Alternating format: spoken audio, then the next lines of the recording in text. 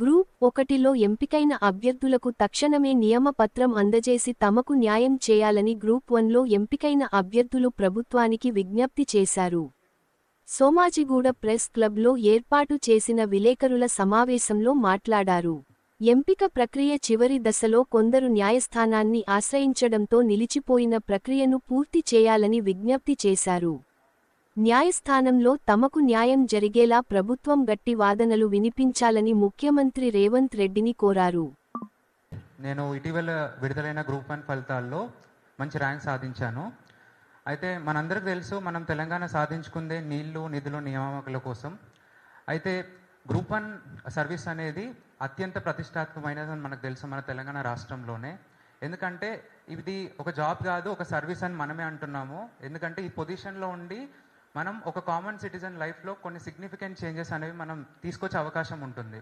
So ఇక్కడ ఉన్న చాలామంది ఇదొక 3 సంవత్సరాలు అయింది మనకు నోటిఫికేషన్ వచ్చి, కానీ 3 సంవత్సరాల నుంచి మాత్రమే ప్రిపేర్ అయిన వాళ్ళు చాలా తక్కువ మంది ఉంటారు. ఎక్కువ మంది వాళ్ళు చిన్నప్పటి నుంచే వాళ్ళ పేరెంట్స్ అయినా లేకపోతే వాళ్ళ టీచర్స్ ప్రొవైడ్ చేసిన ఇన్స్పిరేషన్తోనే చాలామంది ముందుగానే వాళ్ళు ఇటు సైడ్ సివిల్ సర్వీసెస్ సైడ్ అయినా గ్రూప్ 1 సైడ్ అయినా వద్దామని అనుకుంటారు. సో అందులో నేను కూడా ఒకరిని. అయితే మనకి తెలంగాణ రాష్ట్రం వచ్చిన తర్వాత మొట్టమొదటిసారిగా గ్రూప్ 1 నోటిఫికేషన్ అనేది వచ్చింది. సో ఈసారి ఎంత కష్టపడైనా ఎంత పోటీ ఉన్నా కూడా గ్రూప్ 1 సర్వీస్ సాధించాలి, చిన్నప్పటి నుంచి అనుకున్న కళను నెరవేర్చుకోవాలనే ఆశతో మేమందరం కూడా ఈ గ్రూప్ 1 ప్రయాణాన్ని మొదలుపెట్టాము. అయితే మనకు తెలుసు కొన్ని కారణాల వల్ల 2 సార్లు మనం గ్రూప్ 1 ప్రిలిమ్స్ రాసినా కూడా అది రద్దు అవ్వాల్సి వచ్చింది. అయినా ఆ కాన్ఫిడెన్స్ అనేది కోల్పోకుండా మూడోసారి కూడా ప్రిలిమ్స్ మెయిన్స్ కూడా అంతకన్నా ఎక్కువ కష్టపడి క్లియర్ చేశాము, మంచి ర్యాంక్ కూడా సాధించాము. మనందరూ తెలిసినట్టుగా జిఆర్ఎల్ అనేది March 31 రోజు రిలీజ్ అయింది, ఉగాది రోజున. సో కొత్త సంవత్సరం మంచి న్యూస్తో స్టార్ట్ చేస్తున్నాము. ఇంకా మన భవిష్యత్ అంతా మంచిగా ఉండబోతుంది, సొసైటీలో గౌరవంగా బ్రతకొచ్చు. అలానే ఇప్పటివరకు పడ్డ కష్టాలన్నిటి నుంచి మనం విముక్తి అయిపోతాము.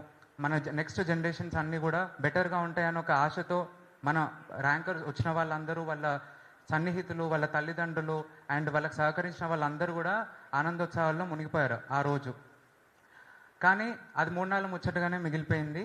మనకి తర్వాత కొన్ని కారణాల వల్ల ఈ రిక్రూట్మెంట్ అనేది తాత్కాలికంగా నిలిపివేయబడాల్సి వచ్చింది.